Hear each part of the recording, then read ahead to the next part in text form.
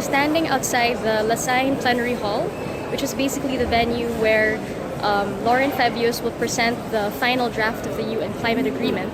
And it's right now around 10 a.m. So in around an hour and 30 minutes, the draft will be presented to delegations. And right now, it's a downcast day. The mood here is pretty hopeful, and everyone is expecting an agreement to come out today. It's been a little bit rainy. It's a cloudy day compared to the past few days, but today people are starting out fresh. Yesterday was a pretty light day because it was spent during bilateral meetings in which the French presidency, Laurent Fabius, spent time with countries who had the most problems with the text.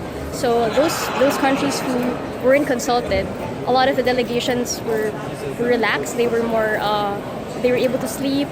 Yesterday we were with the Philippine delegation and they were able to spend the night off. They were able to relax. So you could say that today everyone's starting out fresh and hopeful with the optimism that an agreement will finally be arrived at.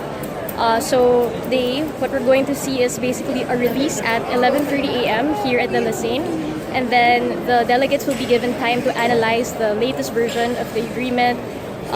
For example, the Philippine delegation will be calling a press conference a few hours or an hour after the release of the draft, the final agreement, and then after that, they're going to call another plenary. We don't know what time that plenary will be. Most likely it will be at night, or maybe, as Laurent Fabius promised, probably noontime, but we'll see. Then during this time, we will be able to know if the agreement will be adopted or not. So this could be the plenary in which negotiators, lead negotiators, even ministers will basically come out with statements saying whether or not they adopt or agree or accept the agreement.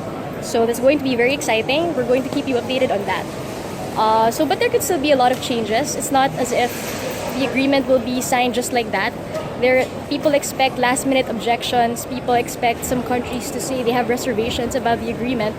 But for example, in the previous COP, which happened in Copenhagen, there were 4 big countries which rejected the proposal, and so that ended in disaster. But we'll see if that will be the same thing here in Paris, or will there be an acceptance of most parties, especially the big players.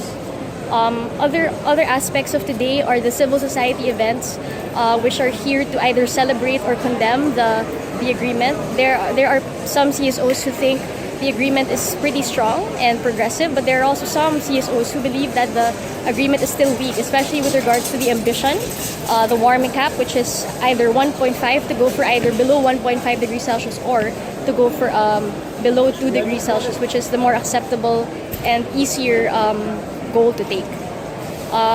So also, this is going to be an historic event because this will cap weeks, even years of very grueling negotiations and conferences. Ban Ki-moon said that this negotiation process was the most difficult and most elaborate so far.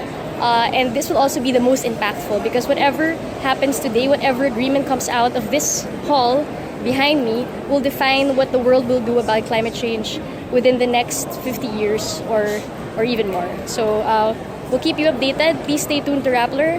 P. Renada. I'm coming back later with more updates. Thank you.